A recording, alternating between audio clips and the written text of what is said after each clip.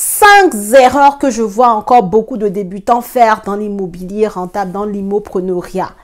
Et ce sont des erreurs, malheureusement, quand tu les fais, eh ben, il se peut que tu n'atteignes jamais ton objectif d'investissement immobilier. Il se peut que tu ne sois finalement même pas immopreneur ou que tu le sois, mais pas de la bonne manière. Si le sujet t'intéresse, si tu veux savoir de quelles erreurs il s'agit, peut-être que tu les fais aussi et éviter de les faire, les connaître pour les reconnaître.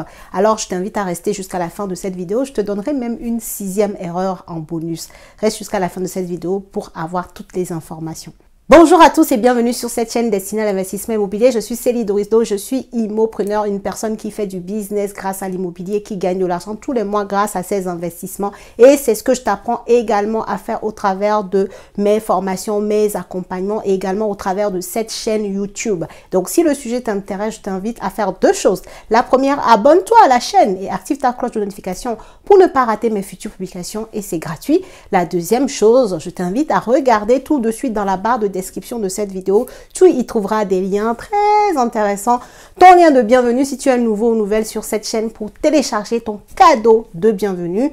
Ton lien pour nous rejoindre sur le canal Telegram des immopreneurs, là où je donne des astuces sur le mobilier quotidiennement, que je vous fais des voices pour vous motiver sur la journée, que je vous partage mes actualités sur l'immobilier. On se retrouve là-bas quotidiennement. Je te donne des informations en continu. Et également, tu as dans la barre de description un dernier lien aussi qui est très important vers un formulaire à renseigner si tu souhaites que mon équipe et moi-même, on t'accompagne en début d'année 2023 à aller chercher ton objectif d'investissement immobilier, à chercher ton immeuble de rapport rentable ou encore ton appartement rentable. Et ben, clique tout de suite dans la barre de description de cette vidéo pour renseigner le formulaire et on te contactera pour en savoir plus sur ton profil, sur tes besoins, sur tes objectifs et voir si l'accompagnement qu'on propose peut te correspondre. Et sache que c'est sur sélection parce que l'objectif c'est d'accompagner un groupe de personnes qui tous à la fin de l'accompagnement puissent atteindre chacun leurs objectifs. Alors, comme je disais, on va aujourd'hui parler de ces erreurs que je vois beaucoup de débutants en immobilier faire. Je soupire parce que vraiment, j'aimerais bien que ces erreurs-là soient une bonne fois pour toutes éradiquer et vraiment tu vas voir que ça va te permettre de pouvoir aller de l'avant et concrétiser tes objectifs d'investissement immobilier. La première erreur que je vois beaucoup de débutants faire dans l'immobilier, c'est de manquer de volume. En fait, quand je parle de volume, c'est le nombre de biens que vous visitez. Dans l'immobilier, ce n'est pas j'ai décidé de visiter, d'acheter un bien immobilier, je fais une visite et puis c'est bon en fait. Si tu veux faire de l'immobilier rentable, ça veut dire que tu veux avoir de belles opérations, tu veux avoir de bonnes rentabilités. Et pour avoir de bonnes rentabilités derrière, ça sous-entend que tu vas négocier le prix des biens. Et très souvent, lorsque tu négocies le prix des biens, le premier vendeur va te dire non, le deuxième aussi, peut-être que tu vas avoir des oui au bout du 3e, du 4e, du 5e. Et il y a des biens immobiliers qui vont même pas correspondre à tes attentes. Donc, imagine-toi que tu te dis, je vais visiter un bien tous les mois. À quel moment tu vas devenir immopreneur?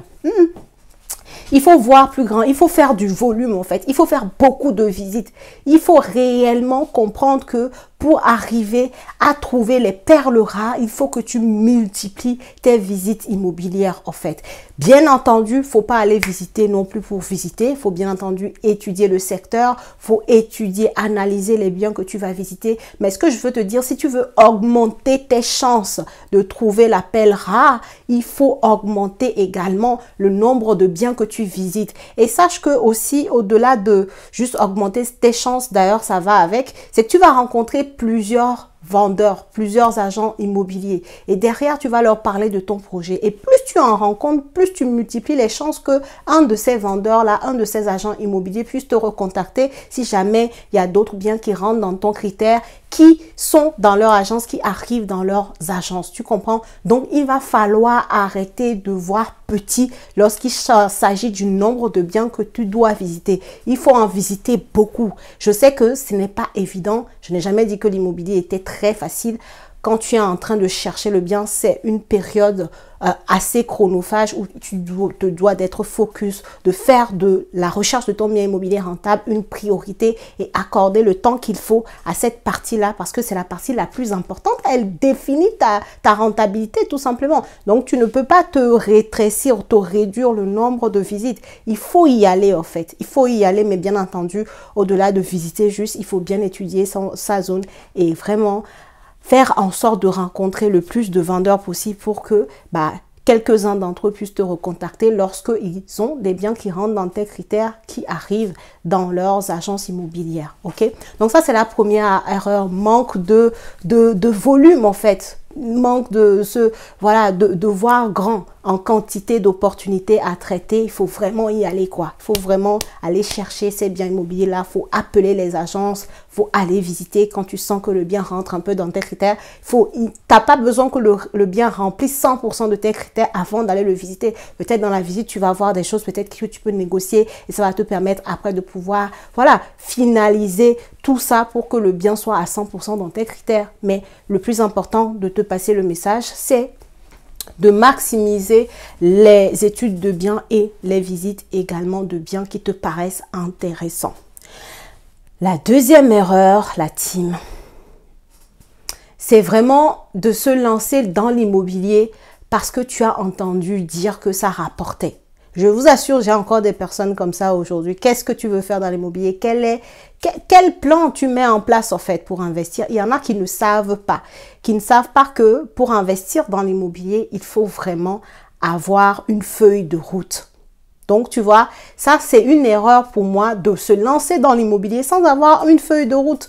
Quand tu veux acheter ton bien immobilier rentable et que tu veux être efficace, efficiente dans ta recherche, il va falloir savoir ce que tu veux acheter. Pourquoi cette stratégie-là? Il faut que tu sois convaincu de la stratégie que tu définis et ensuite mettre des actions avec des échéances en place pour pouvoir atteindre ton objectif à la fin, en fait. Tu comprends? Donc, ta feuille de route, elle doit être déterminée. Si tu ne sais pas la faire, peut-être que tu n'as pas les connaissances pour pouvoir faire cette feuille de route-là. Moi, dans les accompagnements que je propose, c'est une feuille de route qu'on fait en premier lieu avant même de démarrer l'accompagnement à proprement parler. Donc, la feuille de route n'est pas une option. Même si c'est clair dans ta tête, il faut le mettre sur papier, il faut mettre ensuite en place des actions. Ok, maintenant que je sais que je veux acheter tel appartement pour en faire telle exploitation, je sais que je veux atteindre mon objectif avant septembre 2023. Voilà, qu'est-ce que ça fait en termes de rétro-planning? Quelle action je mène? Qu'est-ce que je fais? Qu'est-ce que je fais? Tu vois, il faut avoir un plan. Je crois qu'il y a un adage qui dit quand tu fais les choses sans plan, c'est que tu prépares ton échec.